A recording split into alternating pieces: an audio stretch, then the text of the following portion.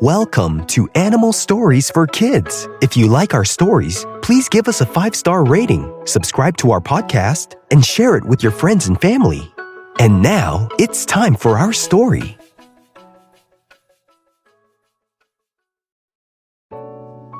Once upon a time, there was an alpaca named Rosa. Rosa the alpaca lived on a farm with other animals and a really nice farming family. They would feed her apples in her feeding trough and let her graze on the grass in the fields. Rosa the alpaca was allowed to roam on the farmland during the mornings when the grass would be wet, so she can eat the grass and have some fresh morning dew to drink. On this morning, Rosa was out in the fields grazing on some wet grass when all of a sudden she saw a butterfly fluttering in the air and it landed on her nose. Rosa was so intrigued by the butterfly. "Why did this butterfly land on my nose?" she asked. "Ooh, it's so pretty. I wonder where it came from." The butterfly said to Rosa the alpaca, "I love your fleece. It's so soft and squishy. Can I take a nap on it?" Rosa said, "Sure, I love my fleece too. I'm glad I can share with you some of it." The butterfly flew to Rosa's back and rested on her fleece and went to sleep. Rosa thought the butterfly looked so pretty. She wanted to show all the animals on the farm how pretty she looked with this butterfly on her. So Rosa the alpaca walked around the farm with the butterfly asleep on her back. She walked past the pigs, and they all looked at Rosa the alpaca and said, "Wow, what a pretty-looking butterfly, Rosa. That makes you look so nice." Rosa said, "You think so? Aw, thanks, pigs." Then she kept walking and went by the horses, and the horses said to Rosa, "Whoa, you look so cool with that butterfly on your back." Rosa felt so good knowing that all the other animals were so impressed with her new little accessory. She felt like it made her fleece look better, and she continued to walk around the farm. As Rosa the alpaca walked around the farm, all the animals complimented her on how the butterfly made her look so nice. She walked by all the animals on the farm, and she went to the edge of the fields, where one of the farmer's family members forgot to close the fence. And Rosa had an idea that she wanted to show all the wild animals outside of the farm how well she looked with the butterfly. The sheep on the farm told Rosa the alpaca, "You really shouldn't leave the farm, Rosa. We're safe and taken care of here. But once you leave the farm, you're too far from being taken care of." The rooster also said, "Yeah, Rosa, maybe you should stay inside the farm field so we can all make sure you're okay." Rosa the alpaca said to all the farm animals, "Aw, thanks for being concerned, but I just want to show this awesome butterfly on my back to a few more animals. I won't be too far, and it won't take too long. I'll be right back." So she kept walking outside of the farm fields, and she walked as far as the farm entrance sign that was the beginning of the driveway to get into the farm.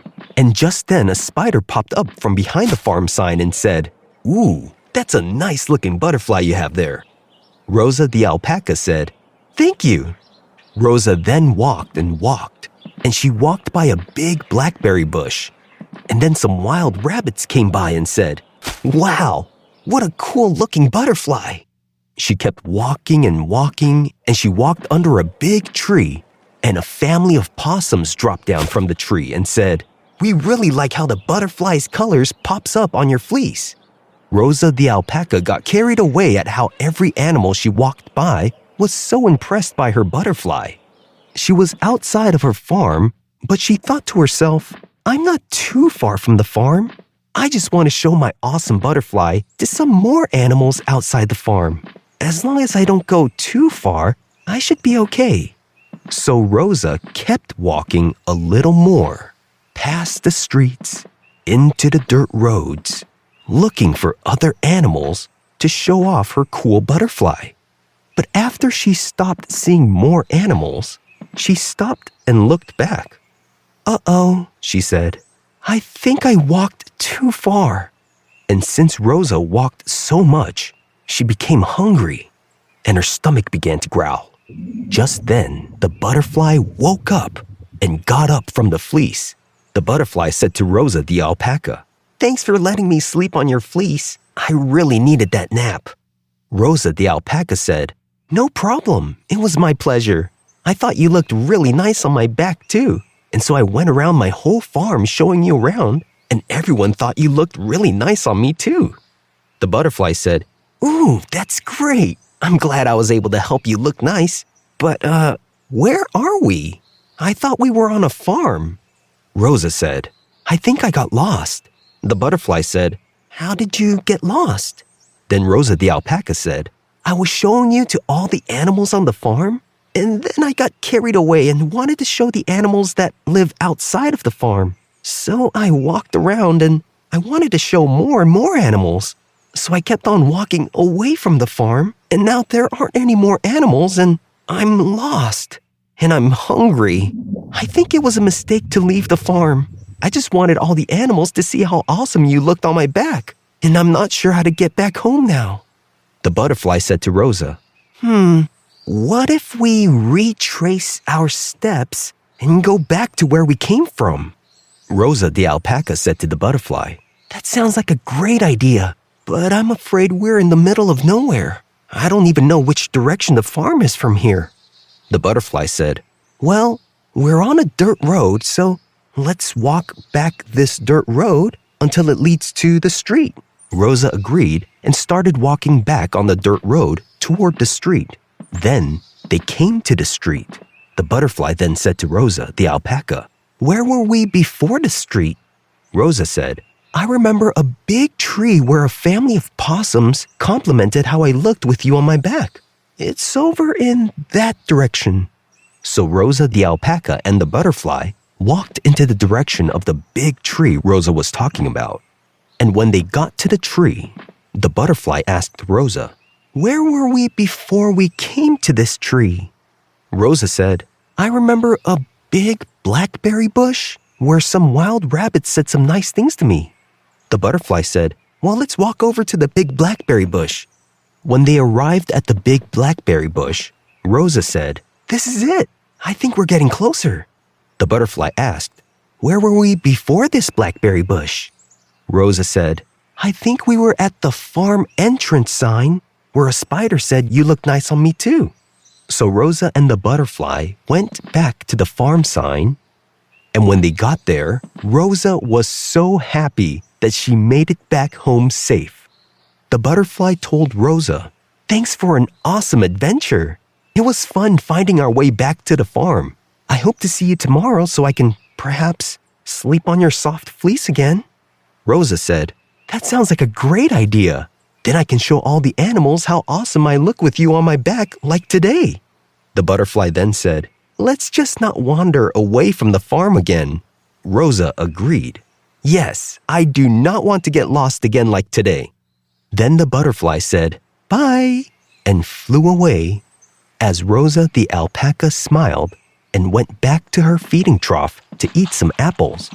All the animals were happy to see Rosa again. And Rosa told all the animals, "Hey everyone, I know some of you must have been worried that I wandered away from the farm today. I'm sorry to make you all feel worried about me. I should have listened to all of you. But thankfully I came back safely, and I learned my lesson. I won't be leaving the farm again. It doesn't matter what other animals think of how I look like.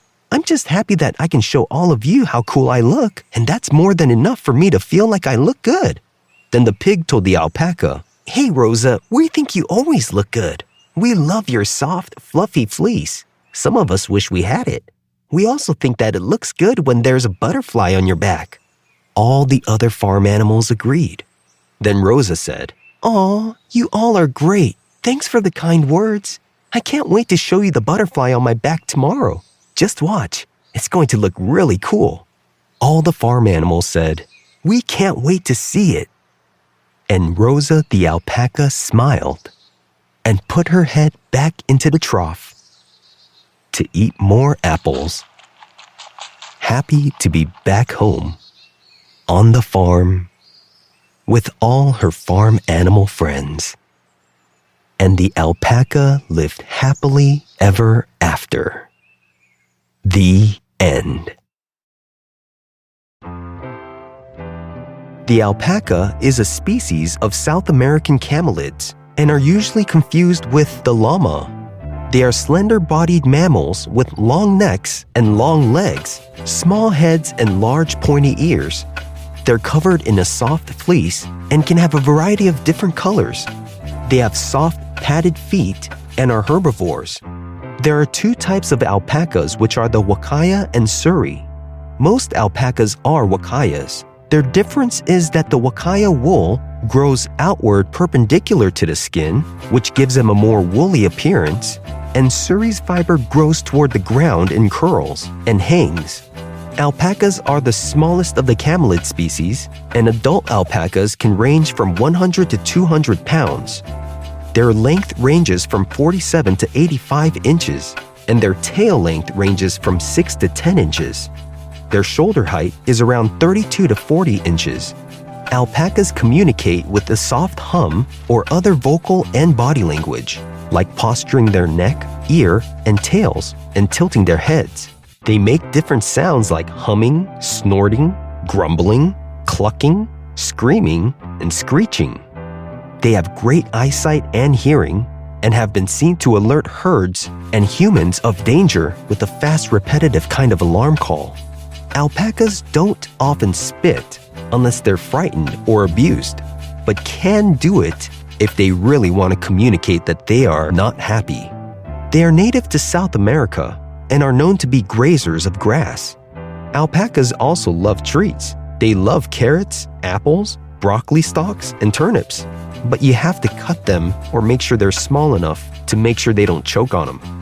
An interesting fact about alpacas is that they use communal dung piles away from where they graze and eat food.